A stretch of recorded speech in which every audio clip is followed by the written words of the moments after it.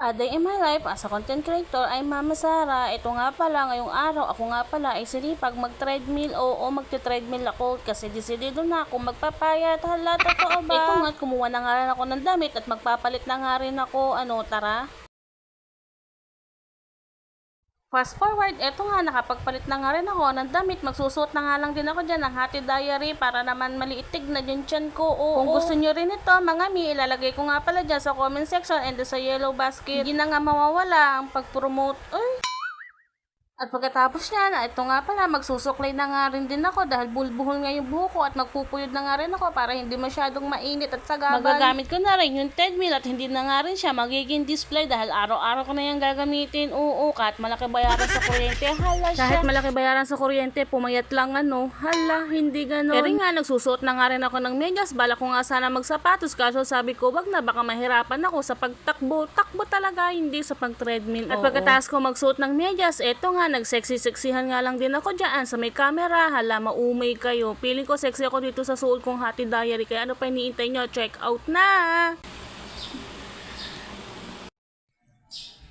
Lumabas na nga rin ako dito sa kwarto at kinakatok ko nga dyan yung anak ko dahil hihiramin ko nga sa kanya yung adapter ng charger niya dahil kailangan nga yun doon sa treadmill dahil hindi gagana yung pag walang adapter. Oo. At ito nga, naibigay na nga nung anak ko yung adapter kaya ito, ikakabit na rin natin siya sa treadmill. Tatanggalin ko nga pala dyan yung kahon ng laruan ni Freya. Binuhat ko na nga rin din yan. Tignan nyo, ang lakas ko, diba? Ahahaha. Kinakabit ko na pala yung adapter sa saksakan ng treadmill para makapag-start na nga rin ako dahil talagang excited na ako mag-treadmill. Ilang kilo kaya mababawal sa akin? Hala, kilo agad. Hindi na magiging display tong treadmill na to. Oo, kasi araw-araw ko talaga siyang gagamitin. Hindi nga totoo, araw-araw ko siyang gagamitin. Hindi na rin kasi ako natutuwa sa katawan ko, mga mi. Oo, hindi talaga. Kasi nahihirapan na ako maglakad. Konting lakad lang, hinihingal na ako. Hindi ko alam kung saan ako mag-uumpisa.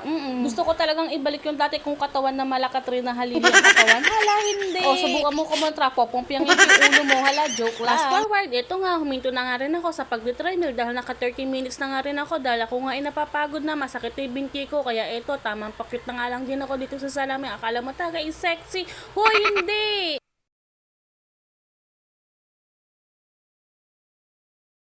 Siyempre, pero saan ka mag-jogging?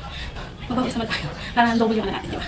Tapos kung mag-treadmill, inatupag ko naman itong pagwawalis dahil medyo maaligas-gas na nga din itong sahig dahil ilang araw na nga din hindi na ako nagwalis sa latin naman. De, joke lang, kaya din ako nagwalis para pagpawisan nga din ulit sa ako. Sa mga oras na to ay mga 2 mahigit na nga nito. At ito nga, nandito nga din yung anak ko at sabi nga daw niya, magluluto nga daw siya ng hotdog. May ulam na ma'am, ewan ko ba ba't magluluto pa ng hotdog. Pinabayaan ko na dahil madalang lang naman din siyang kumain ng hotdog kaya okay lang yan. Sabi ko nga sa kanya, pakuluan nga muna niya yung hotdog dahil frozen nga. Natawa pa nga ako dyan dahil alam nyo ba mga mi, saan niya pakukuluan? Sa takuray. Ay talaga naman, kumasakit yung ulo ko dito sa batang to. Sabi ko sa kawali. Tapos sinanong nga niya ako, sabi niya, ma, hotdog ba talaga to?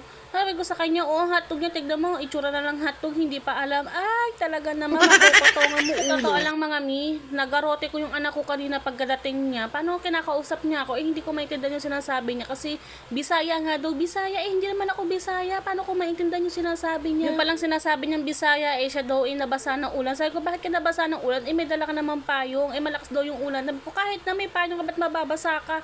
Hala, gigil na gigil talaga ako. Nahato ko talaga siya ng hanger. Oo. At ang sabi ko pa sa kanya, hilig-hilig mo ka ako talagang pagalitin ako. Nakakabwisit ka ako. Huwag niyo sabihin hindi niyo din ginagawa sa anak nito pag nabubwisit kayo, ha? Ano, perfect lang? Perfect? Anyway, patapos na nga rin ako sa pagwawalis ko dyan. Itong nga't napapansin nyo nga na sumusunod nga sa akin itong camera. Ang gamit ko nga pala dyan ay yung face tracking na TNW. Ito ko lang din siya in order mga mi. Kung gusto niyo to ilalagay ko din sa sa comment section. At nang matapos na akong magwalis, eto nga, pinuntahan ko nga yung anak ko dito sa kusina at nag-aasikaso na nga rin siya, nagluluto na siya ng hotdog. Ito at naglalagay na nga rin siya ng mantika sa kawali.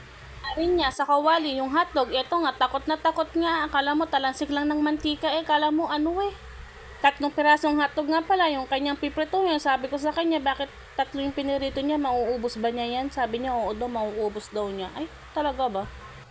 Eto nga, luto na nga yung hotdog. Pagkaluto nga, hinango nga rin niya agad at pumasok na nga rin siya dito sa loob ng kusina at siya na magsasandok na rin ng kanin at kakain na nga siya.